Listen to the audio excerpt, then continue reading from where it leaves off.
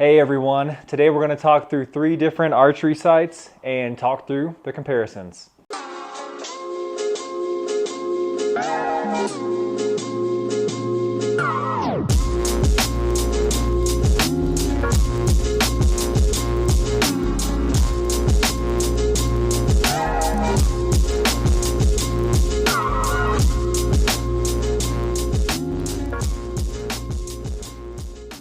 I'm going to talk through each site and give a summary real quick. After that, we're going to kind of talk through categories, brightness, durability all together. Quick disclaimer, I did move across the country. Things are a little crazy, but bear with me. I wanted to go through the triple stack first. This has been my preferred site. As you can see, it's on my V3X. The triple stack on a Tommy Hogg base is absolutely amazing. What I like about Spot Hogg is durability. I have flown across the country with this for tack. I have flown across the country to hunt with this, and it has never lost its zero on for me. And so I have a whole lot of confidence in this sight from a durability standpoint. It is a little heavy, so it's got the triple pointer.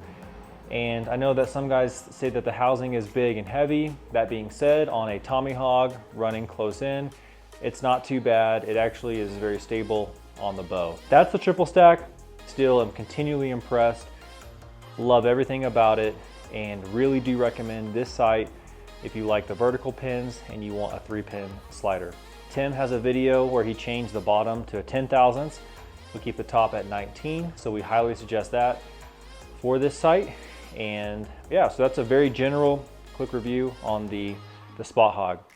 Now, the black gold. So I've had the privilege to shoot a few black golds. Really like these sights. One thing about the black gold that's really cool is they have first, second, and third axis adjustments. Also, their pins are pretty phenomenal. The pro pins are just amazing. They're chromatic shell. Black gold has a lot going for it. They're also relatively lightweight, if that's what you're looking for. They have like a Mountain Light series that is super lightweight, like in the 8-ounce range. So really like the black gold. The HHA Tetra Max. So you guys have probably seen a lot of guys using this base with the UV head. Very durable. So my brother Ben, he's been using this sight and shot it at tack this year. Really liking it. You can change the wheels for different arrow weights. The adjustments are very smooth. The windage, it's just built very, very sturdy. Very similar to the Spot Hogg in terms of feel, the way that it's built.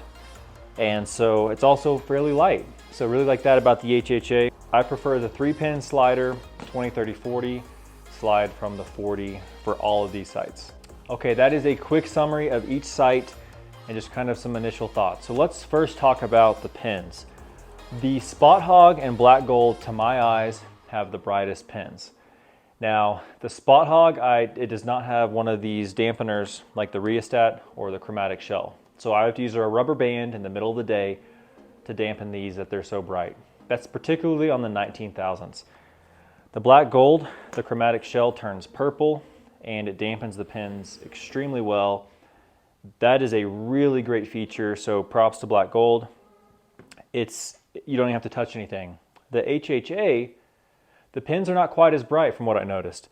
And you do have to turn the rheostat to expose or cover up the fibers there. So it's really cool, but you actually have to do it and change it.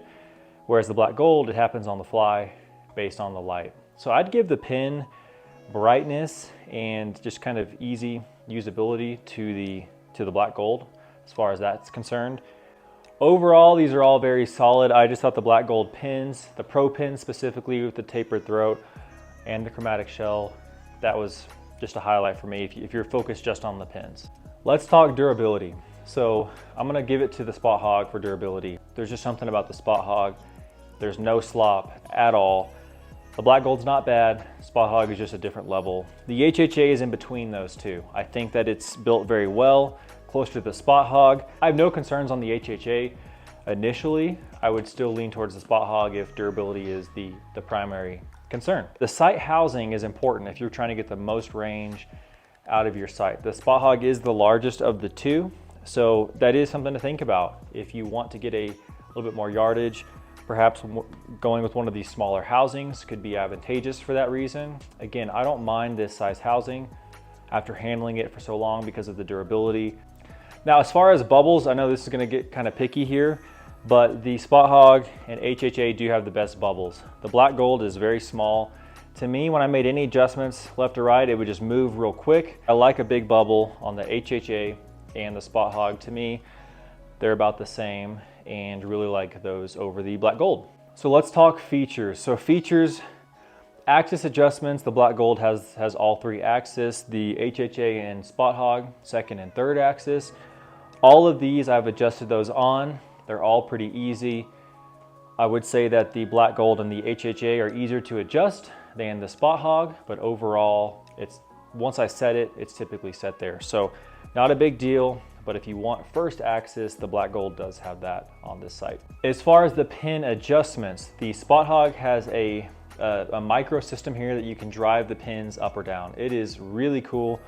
The black gold also does have a micro adjust. You can even move all of them together. The Tetra Max does not on the 3-pin housing. So it is not gonna be micro on those pins. So I would give the pin adjustments to the Spot Hogg and the black gold. Overall weight, Spot Hogg is gonna be the heaviest, followed by the Tetra Max, and then the black gold. So if weight is your concern, I would maybe lean towards the HHA and the black gold, if you don't mind that. I wanted to talk through 3 hunting sites that we do like, and just talk through some of the summaries and then the pros and maybe cons of each of these sites. So I hope that was helpful. Let us know what site you prefer of these 3, or if there's other sites that you're using this year, and we'll see you on the next one.